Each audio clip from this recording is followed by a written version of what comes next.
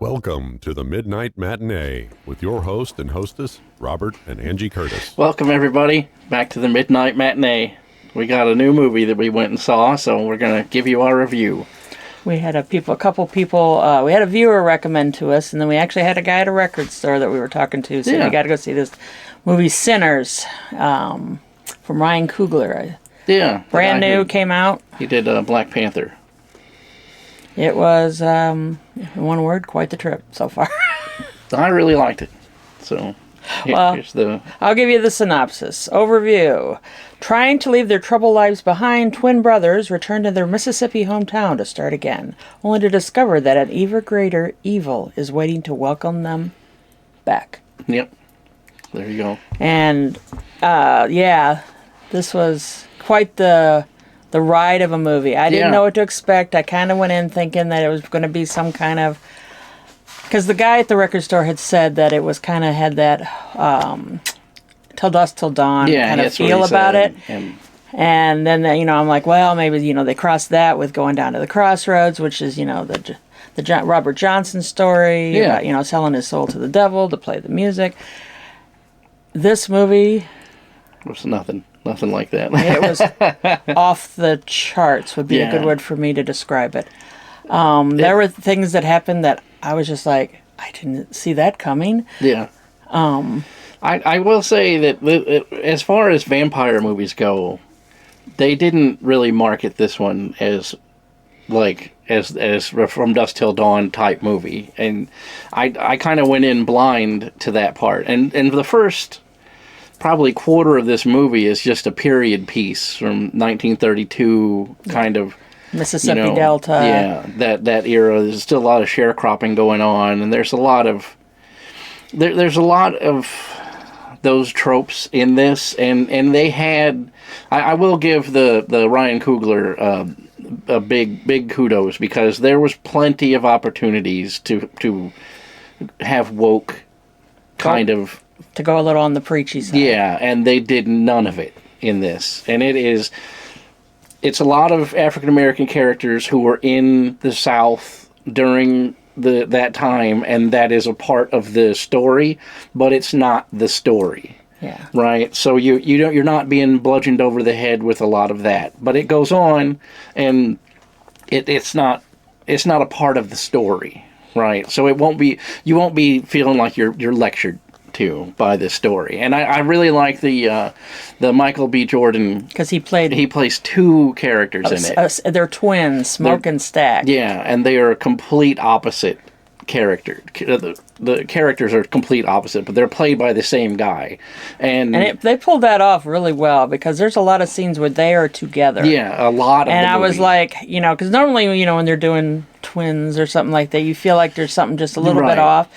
And this because was they don't flawless. Look in the right place or at the right time, or they're not walking around, or they do like a weird CGI cut where they walk around each other. Yeah. There's none of that in this. If you just saw this, you would think that Michael B. Jordan is twins. Yeah. Because there's a lot of times where he's having a conversation with himself. Basically, the two twins are talking, and they're the only ones in the scene, and they're perfect dialogue, perfect. They touch each other in scenes. They brush past each other. They're driving in a car where one's driving, the other one's sitting in the side seat, and then it's really well done in this. And if you ever see a twin movie where you're like, it's going to be one of those, like, this is not that.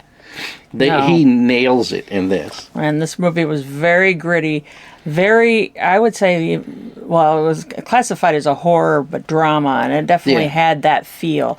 Like, this was not lighthearted in any way, shape, or form. No. Definitely not the Dusk Till Dawn, the silliness of that. Right, no, this was not. This was full-on serious movie, and these guys, the twins they were up in Chicago, they were working for gangsters. Right. And then they come back, they want to open their own Juke Joint with, right. that, which is, a big deal, with the blues music, which I'm a huge fan of the blues And the music. music in this is fantastic. Oh, the soundtrack is off the charts. It's amazing. Really, really good. Really well done. Everybody was in it was just amazing, in my opinion. You don't feel like the actors are faking it either.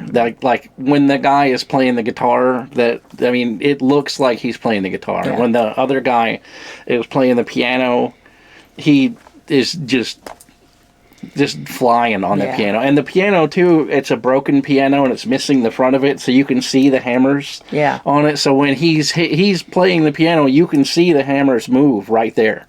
So it's not like they CGI'd his hands in there. I mean, it looks spot on perfect. Yeah. And like we were talking about the night that we watched it, the whole building is lit with incandescent bulbs in the main part of the movie. The whole, like, probably second half of it. Because they set it in an old sawmill that they set it off. And they convert that sawmill into a juke joint, and then that's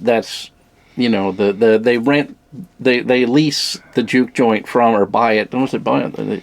I thought they bought it. They might have bought it. They bought it from a Klansman who's a former Klansman, right? So there's another trope that goes in this, and you're gonna like, if you heard me say that, you'd be like, oh well, here we go. No, it's none of that. They play it really straight until the last scene. No spoilers. We're not going to spoil it, but because it's really good, and I want you to go see it.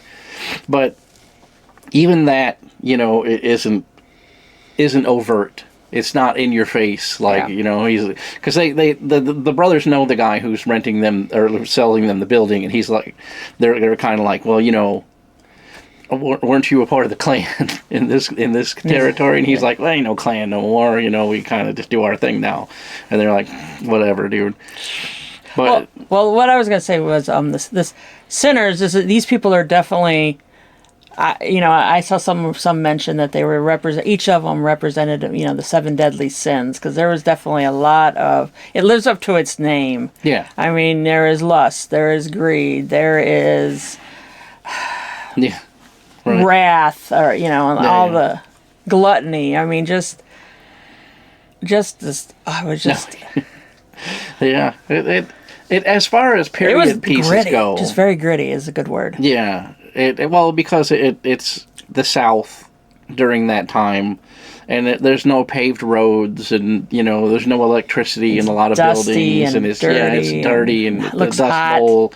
It's 1932, so we're talking about the Depression era. Is coming right around the corner. Yeah, the cinematography was amazing. Yeah, the way they did a lot of stuff, and we just walked out because there was a lot of different, and it wasn't just the African American black culture was also there was other that they brought in that I was like, I didn't see that coming, Yeah.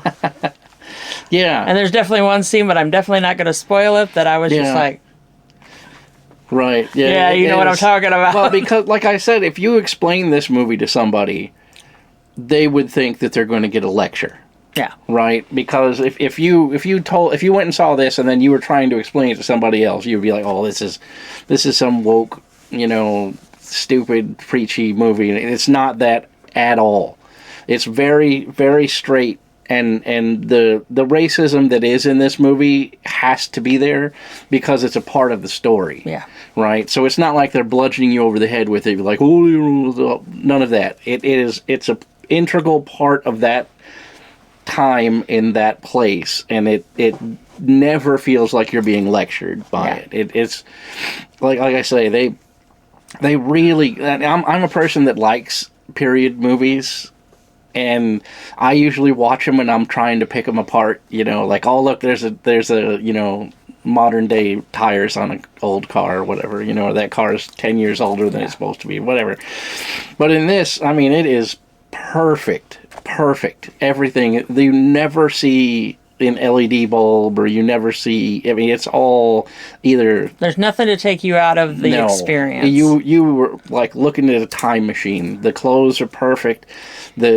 Everything is exactly the way it should be. And it didn't even have the horror element. I mean, it would have been like... Oh, yeah.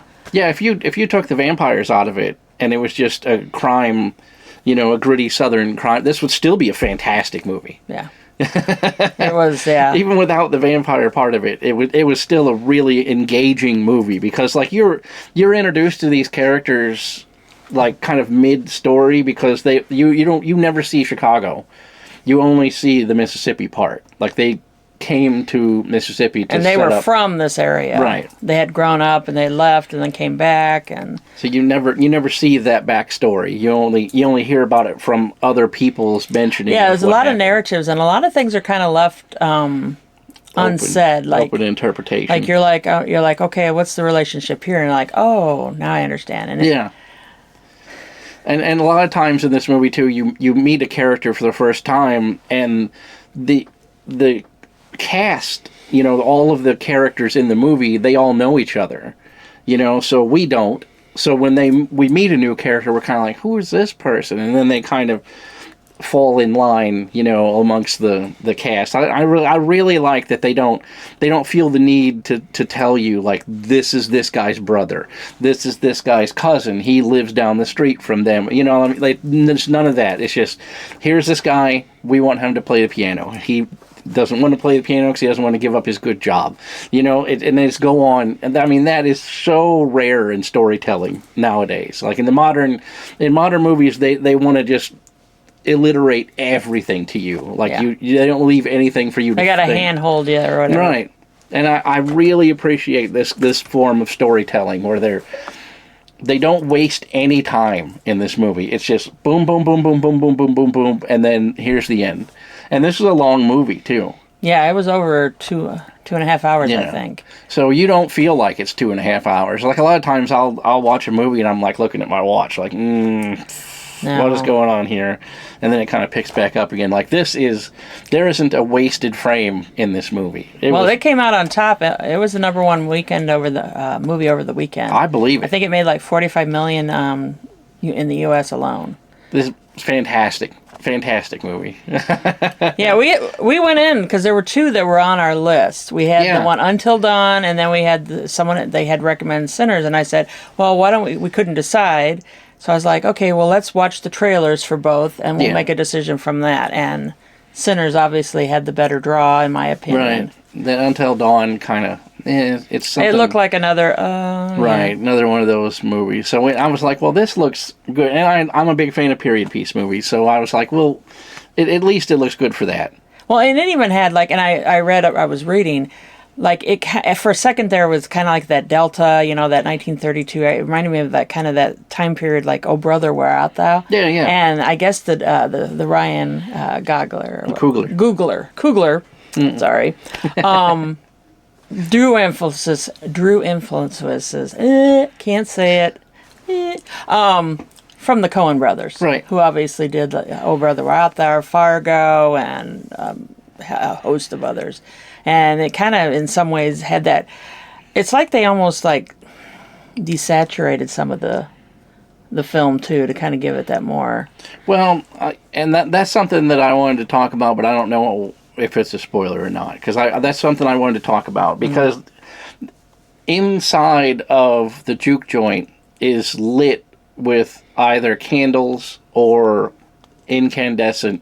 Old school Edison bulbs that are very sepia brown tones, and the reason why they did that is because they wanted to dodge the NC-17 rating. It still got the R, but they didn't want it to be locked into the NC-17 because there is so much blood in this movie. Oh, and if you film it and you have sepia lighting, then the blood doesn't look as bad as it is. I thought you were just talking about the sinning stuff. That I was sitting next to a young man, and I'm like, oh my. No, to try to dodge the rating for having just so much blood in it, they film it where it's more brown tone, so it's not as obvious that that's what's going on. Basically, because there's a lot of scenes where people are basically covered head to toe in stage blood, and if you have so much of it and it's so pervasive and there's so much spraying out, then you're going to get the NC-17. You know what I'm saying? Like they're just going to give it to you regardless, just for that. So to dodge that and get, still get the R, but it's not, it's not as bad as it could be. They filmed it with a more of a brown tone to it to try to tone down the blood, and there's a lot in this movie. Yeah, yeah. I don't want to ruin anything. Right, I don't want to spoil it because this is a fantastic movie. I mean, even like we saw it on Sunday night, and I am still like, it was kind of like still running through my mind yesterday. Like, yeah, huh? I'd like to see it again. I think if it comes up for rental, we'll rent it at the house, and then we'll watch it on our TV so we can control more of the environment. Because this is another one where we went to the movies and people were sleeping in the theater. There was one like with blankets and jammies. Yeah, they and brought their blankets and everything. They were just full on sleeping. We ain't at the drive-in. That's what we did back in the day. Like I looked down and they're like laying like. They were just out cold. Yeah. I'm like, how do you out cold in this movie? They lift up the little thing in the middle. They got their blankets on, and they were just sleeping. I will recommend, and I don't want any spoilers, but stay through the credits. Yeah, there's a mid-roll. There's a mid-roll scene, and it's an integral part of the end. And there were people who literally, at the end of the movie, walked out. And they did not see this part. 90% of our theater got up because you would have thought it was done. I said that, well, because it had... When the first part of the credits roll, it didn't actually cut to like a credit roll. It was still showing images in there. And that's why I was like, I bet there's a mid-roll coming up. Because you usually, if it's going to just end, then it'll show you the cut scene, then it'll have a transition, and then it starts with the black and white, titles. Yeah. And this didn't. It had other things going on in the end, so I was like, I bet there's a mid-roll. So yeah, luckily we did, because there's like a whole 10-minute scene in the mid-roll that explains a lot of the ending. So it kind of ties it up, but then leaves it open for maybe a sequel too. So the stay for the mid-roll. There is a mid-roll scene. Yes, and it's really good too, because it ties up a lot. It doesn't like tie up, but it kind of explains the very, very beginning and the very, very end of the movie. Because they really, when the movie starts, it actually starts towards the end. It starts with the end. And you knew, okay, so I know that happened. Yeah. It's one of those like Tarantino type beginnings where the beginning of it is the end of it. And then they show you like, 24 hours before. So it's like the day before. Like, here's how we got to this disaster. So yeah, it was really, really good. What are we let's do our rating. Oh, of course. Let's do the rating system. Boom! And I already think that it's a 5 out of 5. It's a Hell's Bell. Yeah, it's definitely a Hell's Bell. It's a true masterpiece of horror, sends shivers through your soul, clouds at your sanity, and lingers long after the credits roll. Yeah. Yeah, if this doesn't go on, I mean, this, for having had so many lately, there's so many. And it was weird. Now, I don't know if it was because they were showing Revenge of the Sith, but this movie was playing in like, what you said? 3 theaters. 3 theaters. And then there was like hardly anything else. It was really bizarre. And this is a big movie theater. Like an 18 cinema or 20. I can't remember what Ronnie's is. And I don't know if they were playing on the other side either. Because just on the side that our movie was playing on, it was playing in 3 theaters. Yeah. And the theater directly next to ours was only like 20 minutes ahead of ours. Yeah, because you heard the music. Yeah, I heard the ending music in the men's room right next to the theater next to ours, and I was like, they were playing this, and I walked out, and sure enough, it was playing in that movie theater too. So wow, that's a big deal. Yeah. Now, the guy that did the soundtrack, Ludwig Göransson, I think it is. Is he the one that's from The Mandalorian? Yes. Okay, I thought I knew that name. Who did The Mandalorian's intro and all of that music? Okay, that's what I thought it was. Yeah, he did a phenomenal job. Yeah, the soundtrack to this is absolutely amazing, and the music is. If you love the blues, spot 100%, 100%. I found myself just like tapping my foot to the movie. I'm like, this is a horror movie. It was good, really. That guy can play. He has one of those old, like resonator guitars with the big silver disc on the top of it, and you kind of rest your hand on it and play with the The slide. slide on your finger, and oh man, That kind. Yeah, really, just so good. so. The music is good. The plot is good. The acting is fantastic. Like, you cannot go wrong with this movie. I can't. I wish we had something higher than the Hell's Bells to give it that. Because everybody who told you that this is a Dusk to Dawn type movie, no. From Dusk Till Dawn is a Sinners type movie. This movie is so much better than From Dusk Till Dawn. And that's one of my favorite movies. So this is my new favorite. With Tom Savini of all places? No. Yeah, Tom Savini was in that. Yeah. Okay, reel it back. Reel it back. Is there anything else we wanted to discuss this week, or what have we been watching? I can't even remember now. I don't know. It's been a couple of days since we had a chance to sit down and watch a movie. It's not memorable. We can't remember. We thought we'd bring a new movie this week. Yeah, we can take a break from the 31 We did take days a break of last Halloween. week. So, We had all good intents and purposes, and it slipped away. Yeah, the Nun is our next movie. Yes. So we're gonna. That's actually what I did all my homework. I was ready. movies. And then my sister was like, I didn't see your video come out. I'm like, we just kind of let it slide this week.